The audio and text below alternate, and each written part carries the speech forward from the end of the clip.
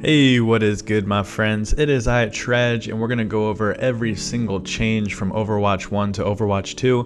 I'm sure you guys have seen a few videos similar, but they just recently released a patch to the beta, so it changed even more of these changes. So I wanted to put everything in just one spot for you guys, give you the general changes as well as every single hero and the changes that happen. So before we get into that, I wanted to go over just general changes before we start talking about heroes. So the game is now 5v5, it's no longer 6v6, so you're going to have to get creative, you're going to have to figure out metas, you're going to figure out if you want to go solo tank, solo healer. It's going to be really cool to see. Now each class, whether it's DPS, tank, or healer, they have a new passive, which is going to change things up quite a bit. So the DPS passive, all damage heroes, if they change to another damage hero mid-match, mid-round, they still retain up to 30% of their ultimate. So what that means is they're encouraging DPS players to be a lot more flexible.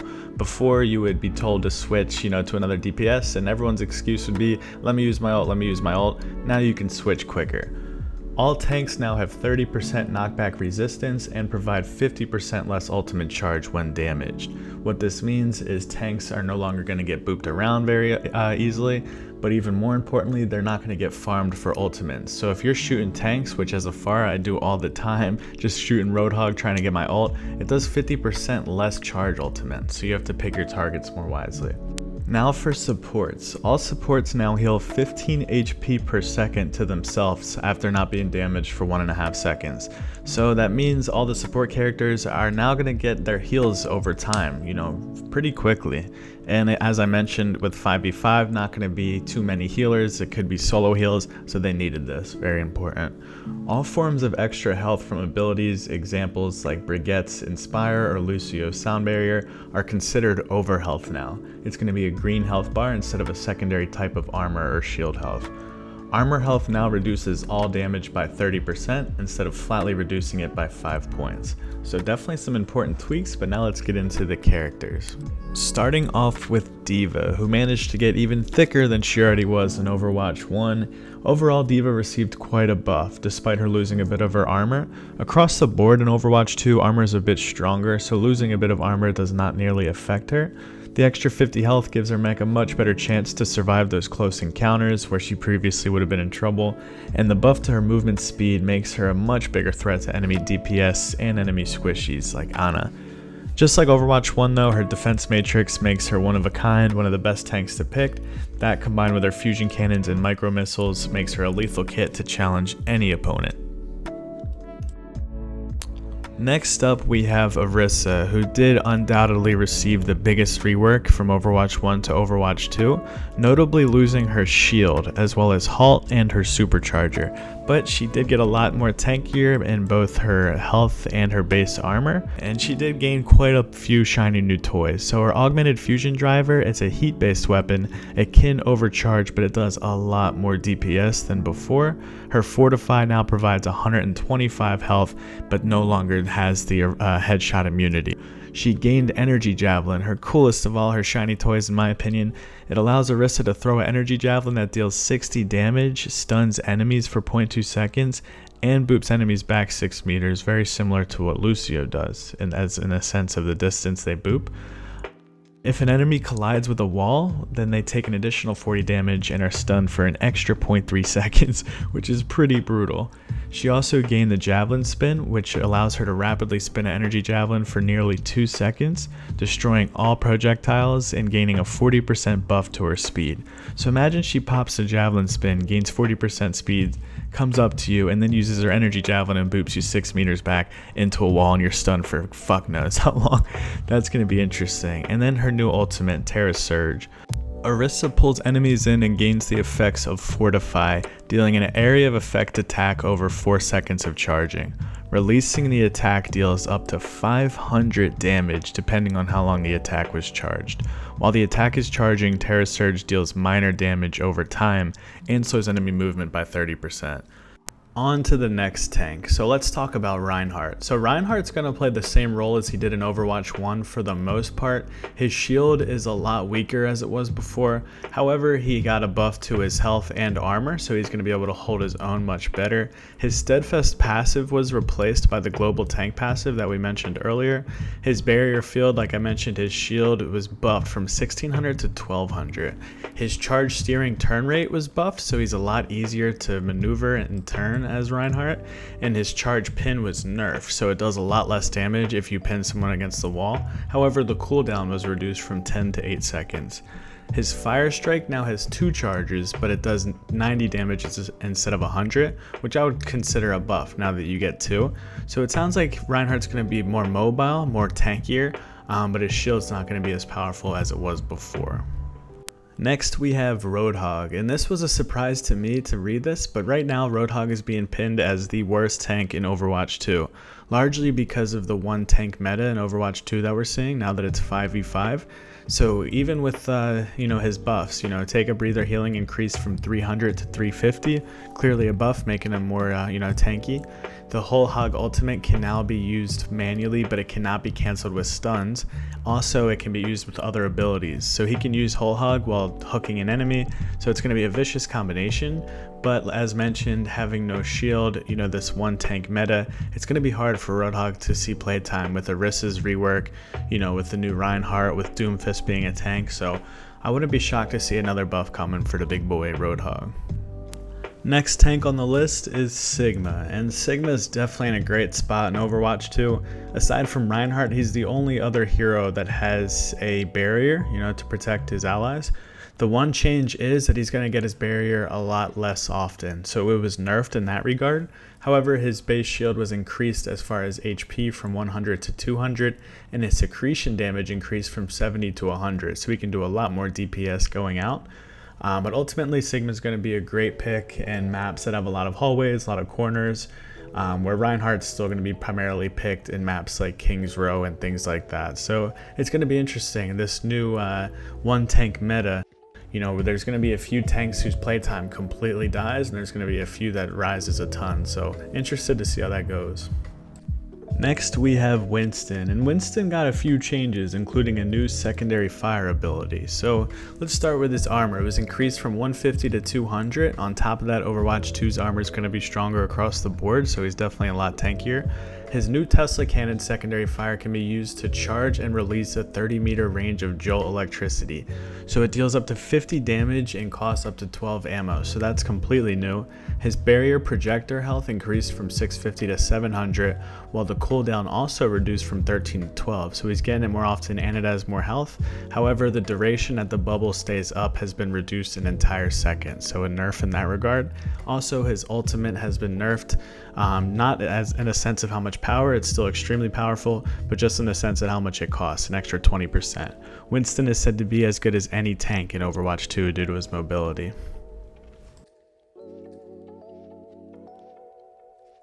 Next we have Wrecking Ball. So just like all the other beefcake tanks, he did receive a buff in terms of durability.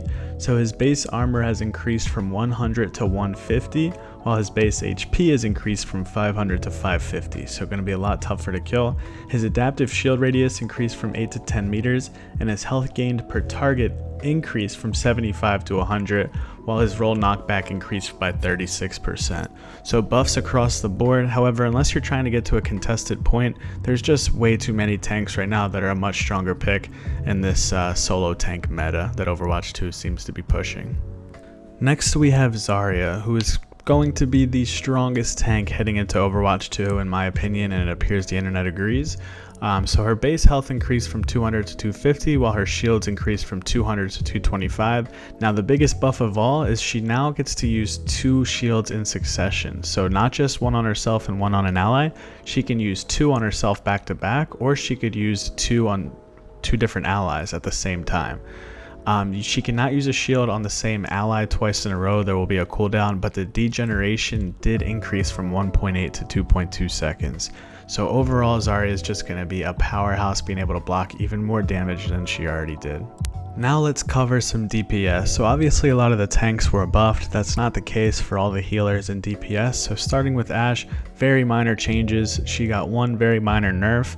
Now Bob is going to have less HP, so from 1200 to 1000 HP. She's still going to be a very strong DPS, a very strong hit scan, countering, Pharahs and echoes and things like that. But yeah, not many changes from Overwatch 1 to Overwatch 2.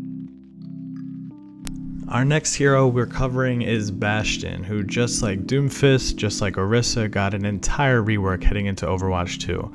So Bastion did lose a few things but gained even more, so let's talk about what he lost. So self-repair no longer, his configuration sentry and configuration tank has been removed, his passive ironclad has been removed. Now his recon damage did increase quite a bit, while he saw a bit of a nerf to his weapon spread. Now let's talk about what he did gain. So new configuration assault, it was his previous ult, but now he can go right into his tank as an ability and fire his minigun while moving. It does reduce movement speed by 35% and lasts around 6 seconds with a 12-second cooldown with infinite ammo.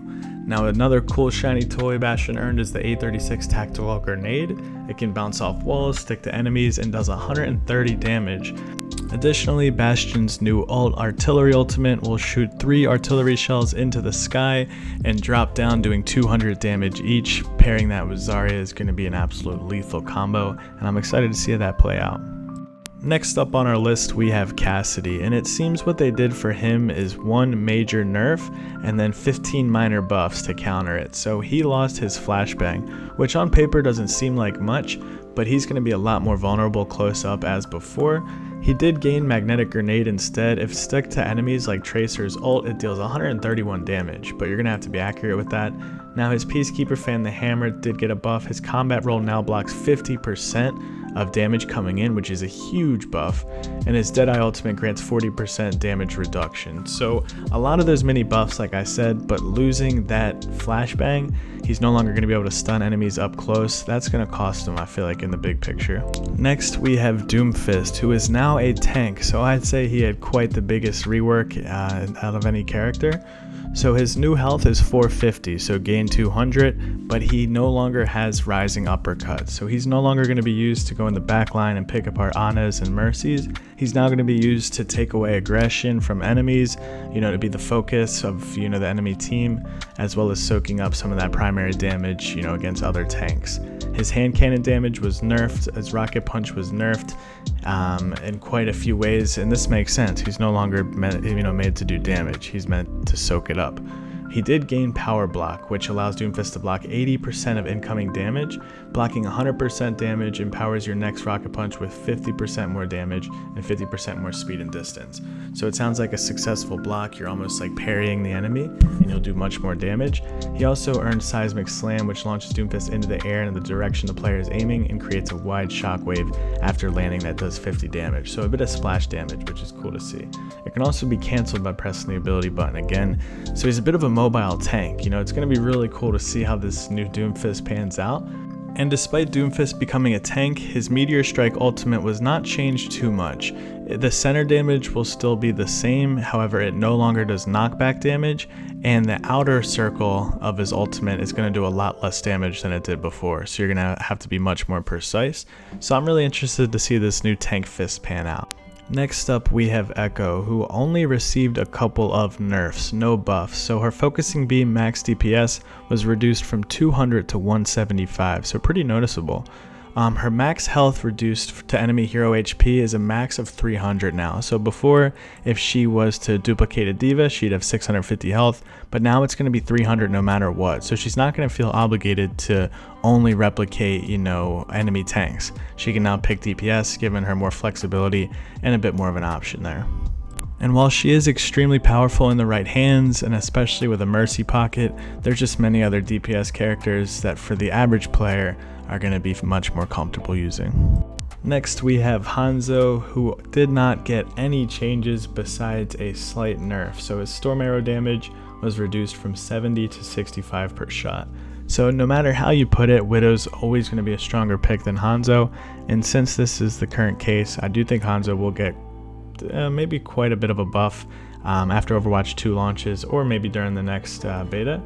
But Hanzo is going to be best against projectile characters like Pharah and Junkrat. But again, characters like Torby, Widow, Soldier, McCree, they're almost always going to do the same trick. A lot of them gained, some new abilities, some changes, where Hanzo did at most stay the same, and even so got a little bit weaker of a storm arrow. So as cool as his cinematics are, he did not get too many changes. Next on the list, we have Junkrat, who received quite a few buffs across the board, very noticeable actually. So his frag launcher projectile size, pretty much the hitbox of his enemies, increased from 0.2 to 0.25. That is not a subtle change, that is a 25% increase to a hitbox. His steel trap damage increased from 80 to 100, while the speed increased from 10 to 15, a 50% increase. So this is pretty wild. Junkrat, while they are subtle changes, I could see them going a very long way for Junkrat mains, especially those who one-tricked or are very experienced with Junkrats. They're going to be the ones to first-hand notice it the most and to benefit from it as well. So I'm happy for you Junkrat one-tricks, that's for sure. Next up, we have Mei, and this one's a bit tricky because on paper it looks like overall that she got nerfed. However, that couldn't be further from the truth, as she is so much more powerful now. So her gun will no longer freeze enemies, it'll now just slow them down almost immediately by 50%. Now the slow duration was also cut in half, but here comes the buffs. So her DPS was doubled with her weapon from 55 to 100, and you're getting more ammo from 120 to 150. Now the penalty of this, sure, yeah, her Blizzard ultimate's going to cost 15% more. The Ice Wall pillar health was definitely reduced as well. But like I said, there's more nerfs than buffs, but the one buff's going to override all of these. Her DPS was doubled. So those talented, Mei players, you're going to be able to rip heads just like you would with Widow. Because at DPS it's going to be doing so much. So Mei players, I'm excited for you guys as well, and I might have to play some Mei myself. Next up, we have Pharah, and originally going into Overwatch 2, she was the only character who was not changed at all. And as a Pharah main, and some might even say one trick, I was hurt by that. But now we were able, after the first beta, they launched a few buffs, so now her rocket launcher reload starts 0.25 seconds faster. Very minor, but maybe it'll be noticeable. But this is really cool. Her concussive blast now deals 30 damage and deals additional knockback. So her booping effect's even stronger, and if you happen to connect, it does 30 damage where it never did before any damage at all. It was mostly used to evade, and I'll still use it to evade primarily, but it is nice to know that I can shoot a squishy twice. Instead of reloading, I can use a concussive blast to do that final 30 damage. And while she wasn't buffed directly, a lot of the other characters that would counter her were nerfed in a sense, so I think Pharah is going to be in a better spot heading into Overwatch 2. Next up, we have Reaper. So this is another tricky one because Reaper on paper only received a nerf, right, to his Hellfire shotguns. Damage per pellet reduced from 6 to 5.4, and the spread increased from 6 to 8. But the reason they did this is because in the 5v5 meta, or the format that Overwatch 2 is, Reaper's going to be a lot stronger. He's not going to have to worry about 2 tanks hopping on him. He's going to be able to 1v1 almost all DPS characters. So that's the only reason they nerfed, his shotguns a bit, because they have to. Reaper in the 5v5 meta is going to absolutely dominate. He's going to be able to 1v1 tanks while also being able to 1v1 almost all DPS. I'm scared for that. Our next character we're covering is Soldier 76. So Soldier received quite a few nerfs only because there's no longer shields blocking his deadly gun. So his heavy pulse rifle damage was reduced from 20 to 18. His tactical visor ultimate no longer removes damage fall off from the heavy pulse rifle, though players can now score headshots while the ultimate is active by aiming at the enemy's head. So again, these are 2 nerfs across the board for Soldier 76, and that's because the amount of DPS he's able to do, especially now that there's no shields, it's going to be out of control. So this is why they have to nerf him a little bit, but in the grand scheme, going from Overwatch 1 to Overwatch 2, Soldier, just like Reaper, is going to be in a very good spot, able to 1v1 almost any character in the game. Next up, we have Sombra, who received quite a rework heading into Overwatch 2, primarily due to the reason that Overwatch 2 is going to be a much more mobile meta. It's going to be much more mobile than before, so Sombra needed these changes to fit right in. So she's going to be a much more of an assassin style character as opposed to a team support. So now her hack cooldown was reduced from 8 to 4 seconds, but the cooldown is no longer reduced when hacking health packs. What's really important to note is that when she hacks someone, they're only unable to use their abilities for just a second, but in that second they take 40% more damage. Also, she can hack while she's in stealth mode, which she couldn't do before, making her extremely unpredictable, especially for Ana's squishy DPSs. By the time you know she's there, you're going to be receiving 40% less health, and while that's only 1 second, it's plenty for coordinated pushes and attacks. Her stealth fade-in time reduced by 50%, enemy detection radius increased from 2 to 4 meters. Sombra can now use hack during stealth without ending, so as you can see, buffs across the board. She's going to be much more mobile, and I'm actually scared of Sombra now. Next up, we have Symmetra, who across the board may have received the most nerfs and is the weakest character in my opinion going into Overwatch 2. So her photon projector maximum ammo was buffed, but everything else nearly was nerfed. Primary fire, secondary fire damage, her teleporter build time is now faster, but it only has a lifetime of 10 seconds. Cooldown increased from 10 to 16 seconds, giving you way less portals. With 50 health, 150 shield, range has been reduced from 30 to 22, so they have to be closer. Sentry turret speed did increase, but movement speed reduction on targets reduced from 20% per turret to 15% per turret. So Symmetra just really lacks range, which in the 5v5 gameplay, it's going to be really hard for her to find a good fit. I do see her getting a few buffs though regarding this. Next, we have our favorite little friend, Torby. So with the increase in encounters that you're going to have in Overwatch 2, there's going to be a lot more, one-on-one fights off on the sides. They had to buff, some of his damage output, or he just wouldn't stand a chance. Now, I will say, with the open, space, a lot of this 5v5, these open battles, Torby's going to be in a really good spot. It's just in those one-on-ones off on the sides is where he's going to struggle. So his Rivet Gun primary fire recovery reduced from 0.6 to 0.55, not much, and his Rivet Gun secondary fire reduced from 0.8 to 0.7 seconds. So he's going to be able to fire off more often. So this should be interesting. Torby's not in a bad spot. Next, we have Tracer, who did not receive too many changes from Overwatch 1 to Overwatch 2. She's still in a really good spot. One thing that is a bit noticeable though, her pulse pistol's damage was reduced from 6 to 5, so actually a pretty noticeable nerf. This is primarily due to the fact that there's a lot less shields out there, and she's going to be able to one-clip players much easier. Next up, we have Widowmaker, the most lethal sniper in any video game ever. So Widow remains pretty much the same despite gaining 25 extra HP. So again, her base health did increase from 175 to 200, and she remains mostly unchanged. Like I said, the extra health is going to help her stay alive longer in those scrappier, fast-paced battles, but she'll still be in the back picking your head off. She's just going to take a little bit more damage, which as a Pharah main does scare me a bit. Next, we have our healers, the true unsung heroes. So Ana received a few changes in Overwatch 2. As mentioned, the theme here for Overwatch 2, there's a lot less stun abilities and there's a lot less shields, there's a lot less boops. So Ana's Sleep Dart is one of the final crowd control abilities in Overwatch.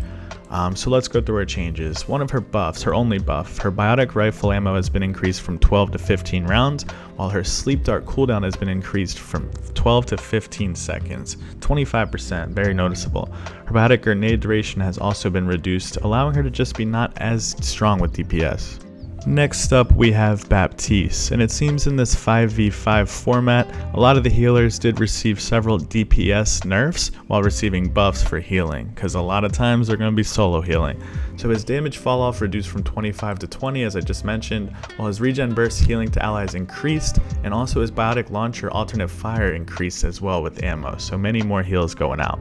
Next up, we have Brigitte, who as mentioned in Overwatch 2 they did get rid of a lot of crowd control abilities, so to no surprise her shield bash no longer stuns enemies. However, the cooldown was reduced from 7 to 5 seconds, receiving a buff, and distance traveled was increased as well. Movement is no longer stopped when impacting barriers, and damage increased from 1 to 50 with knockback being doubled. So she's still going to be very strong, especially as a healer, it's just not going to stun enemies any longer. Next, we have Lucio, and as mentioned, there was a bit of a passive change to all healers, so this is kind of the stem for these changes because he's going to be healing himself over time regardless. So he no longer, crossfade self-healing penalty was increased from 30 to 60%, while sound barrier ultimate reduced 12%. So he's going to get his ultimate quicker. Like I said, passively as a healer, they're all going to get health back quicker, so that's why his crossfade isn't going to be as important for himself. Next up we have Mercy, who received quite a few buffs across the board in my opinion. So keep in mind, all healers' passive ability will grant them automatic health over time, so her regen is increased from 50%. So she now is healing 22.5 HP a second as opposed to the 15. Her Guardian Angel can no longer be cancelled using Crouch for a big vertical boost, now automatically launches her upwards if she reaches the end of Guardian Angel. Angelic Descent will now additionally slow ascent speed if held, not just descent speed, so she's going to be even harder to hit while gaining back even more health. And lastly, we have our boy Zenyatta. So Zenyatta received quite a few buffs, mainly because he just is unable to defend himself, especially in a 5v5 against flankers, especially if he's solo healing, he needs some help. So his base shields increased from 150 to 175, but his Orb of Discord time to fall off when not in line of sight was reduced an entire 33%. Gained Snap Kick passive, so Zenyatta's melee attacks deal 50% more damage and knock enemies back significantly. So if he kicks you, you're flying back, and that's pretty exciting to see for Zenyatta players. So he's just able to defend himself a little bit better. If you're close to him, he's kicking you, he's hitting you with the Discord, and he's gonna shove a couple orbs right into your face. So you gotta be a little bit more careful, approaching a Zenyatta. And that is all, my friends. 25 minutes later. If we did not mention your favorite hero, that's because they received no changes, like Moira, for instance, gonna be the exact same hero from Overwatch 1 to Overwatch 2. There was also 2 new characters. We got Sojourn as well as Junkrat Queen being a tank, while Sojourn being a DPS. I think I'm saying that right. But I hope you guys enjoyed. 25 minutes later, we got through every single change up to date as of July 6, 2022. I hope y'all enjoy the rest of your day. Make sure you subscribe, and peace out.